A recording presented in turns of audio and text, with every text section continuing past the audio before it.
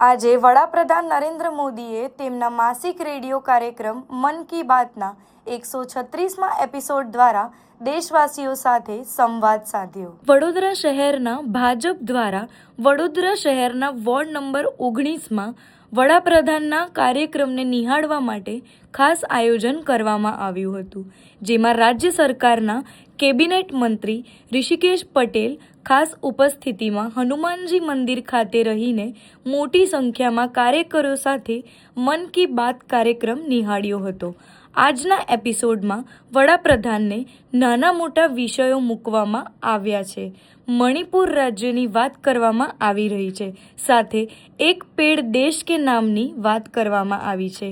આખા દેશને એક કરવાના કાર્યક્રમની વાત કરી હતી।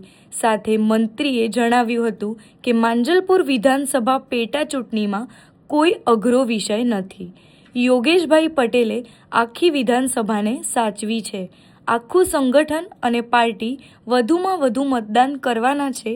કોંગ્રેસને પણ ખબર છે અને આખા વિરોધ પક્ષને પણ ખબર છે આ સીટ ભાજપ જ જીતે છે। મન કી બાત આદરણીય પ્રધાનમંત્રી મોદી સાહેબ દ્વારા આખા ભારતમાં એક નવી ઉર્જા, એક નવી સંદેશા સાથે એમનો આ કાર્યક્રમ વર્ષોથી પ્રસારિત થતો રહ્યો છે અને એના કારણે દેશના વિભિન્ન ભાગોની અંદર કોઈ નાના મોટા વિષયો સાથે દેશની સમક્ષ એ વાતે પ્રસ્તુત કરતા હોય છે।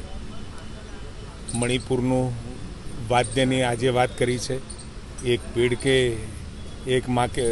પેડ માં કે નામ, વોટર કન્ઝર્વેશન, પાણી સંગ્રહ કરવાનો વિષય હોય, દેશમાં જાગૃતિ લાવતો આ મન કી બાતનો કાર્યક્રમ દેશને ઉત્તરથી દક્ષિણ અને પૂર્વથી પશ્ચિમ તમામ લોકો એકબીજાને ઓળખે, એકબીજાની સંસ્કૃતિથી એમનો પરિચય થાય એ પ્રમાણે આખા ભારતનો એક ચિતાર, એક નકશો રજૂ કરતા હોય છે।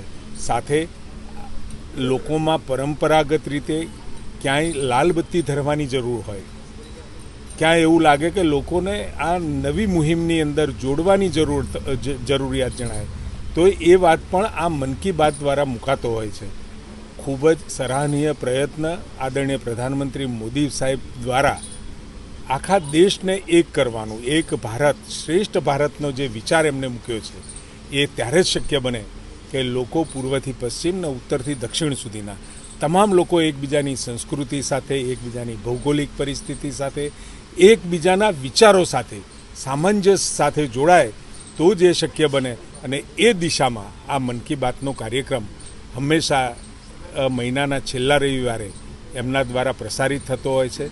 લોકો પણ એમને ખૂબ બધા સૂચનો, ખૂબ બધી નવી વાતો એમના સુધી મોકલતા હોય છે અને એ બાબતોમાંથી એ લોકો સુધી, દેશના તમામ લોકો સુધી એ વાતો પણ મૂકતા હોય છે।